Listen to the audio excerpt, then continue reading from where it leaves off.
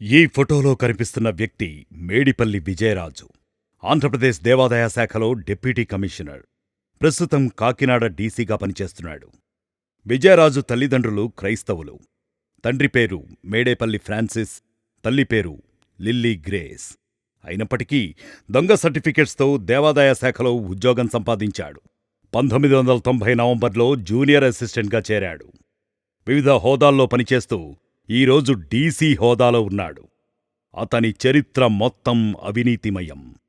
Assistant commissioner హోదాలో 2017లో అప్పటి TDP ప్రభుత్వంలో ఏసీబీ వారు ఇతని మీద దాడి చేసి 100 కోట్ల రూపాయలకు పైగా అక్రమాస్తులను గుర్తించారు. సదరు అవినీతి తిమింగలం మేడేపల్లి విజయరాజు ఇంట్లో సోదాలు నిర్వహించిన ఏసీబీ అధికారులకు దిమ్మ తిరిగే విస్తుపోయే వాస్తవాలు తెలిశాయి. తన ఇంట్లో దొరికిన వందలాది విదేశీ మద్యం బాటిళ్లు, బీరువాలకు బీరువాలు ఖరీదైన పట్టుచీరలు, ఇంట్లోనే ఒక అనధికారిక ఆఫీసు, విలాసవంతమైన ఫర్నిచర్, ఇవన్నీ కేవలం 80,000 రూపాయల నెల జీతానికే పనిచేసే మేడేపల్లి విజయరాజు గారి రాజభోగాలు.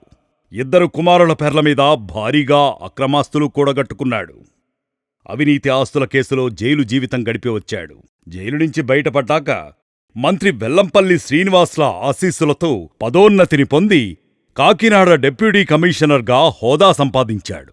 నిబంధనల ప్రకారం ఏసీబీ కేసులు మరియు జైలు జీవితం గడిపిన వారు ఫోకల్ పోస్టింగ్స్ చేయరాదు. కాని ఈ నిబంధనలకు విరుద్ధంగా మంత్రి కొట్టు సత్యనారాయణ ప్రోద్బలంతో కాకినాడ డీసీ పట్టం కట్టారు. డీసీగా చేరిన మొట్టమొదటి రోజు నుండే భారీ మొత్తంలో అవినీతికి పాల్పడ్డం ప్రారంభించాడు. నేను ఎస్సీ సామాజిక వర్గానికి చెందినవాడినని, నన్ను ఎవరూ ఏమీ చేయలేరని బహిరంగంగానే చెప్పేవాడు. కాకినాడ డీసీ పరిధిలో గల 6B దేవాలయాల నుంచి నెలకి 30,000 రూపాయలు లంచంగా తీసుకునేవాడు. ఏ ఉద్యోగి చిన్న పని కోసం అతని దగ్గరకు వెళ్ళినా ముందు 10,000 రూపాయలు నా టేబుల్ మీద పెట్టు అనేవాడు. అర్చకులకు 43/10 రిజిస్టర్లో పేరు నమోదు చేసుకొనుటకు ఒక్కొక్క అర్చకుని దగ్గర 20,000 రూపాయల నుంచి 30,000 రూపాయలు బహిరంగంగానే వసూలు చేసేవాడు. ఇదే కాకుండా 2 నెలలకోసారి ఒక్కో డివిజన్లో మీటింగ్లు పెట్టి ఈవోల నుంచి 50,000 రూపాయలు ముక్కుపిండి మరీ వసూలు చేసేవాడు. పాలకొల్లు ఈవోల మీటింగ్లో బ్రహ్మారెడ్డి అనే ఈవోను ఇతగాడు వేధించి హింసించగా అతను స్పృహ తప్పి ఇతని వేధింపులు తట్టుకోలేక అక్కడే పడిపోయాడు. కనీసం అతని దగ్గరిక్కూడా వెళ్లి చూడకుండా అతని సహాయకులతో, అనుచరులతో బ్రహ్మారెడ్డి బ్యాగులో నుంచి 50,000 రూపాయలు తీసుకుని మీటింగ్ హాలు నుండి ఎంచక్కా బయటకు వెళ్ళిపోయాడు.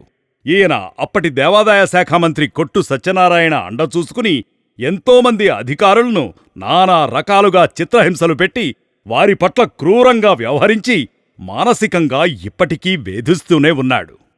సంపాదించిన డబ్బుతో భీమడోలు, విజయవాడ, హైదరాబాద్, బెంగళూరులలో సుమారు 500 కోట్ల రూపాయల విలువగల ఆస్తులను కూడగట్టాడు ఈ అవినీతి తిమింగలం.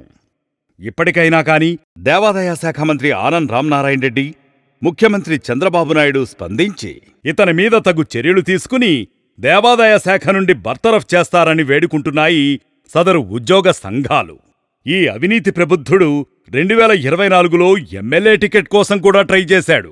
దానికోసం తాను అప్పనంగా సంపాదించిన 100 కోట్ల రూపాయల వరకు ఇవ్వడానికి కూడా రెడీ అయ్యాడు.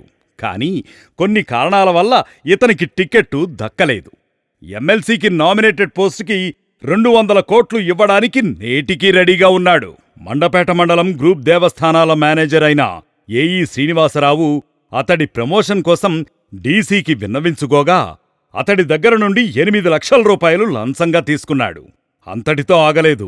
కొసరుగా ఇంకో 5 లక్షలు అడిగితే ఇక నేను ఇవ్వలేను మహాప్రభో అంటూ కమిషనర్ గారికి తెలియజేస్తాను అన్నందుకు సదరు శ్రీనివాసరావును వేధించి క్రమశిక్షణ చర్యలంటూ ఆత్మహత్యాయత్నం చేసుకునేంతవరకు తీసుకెళ్లాడు.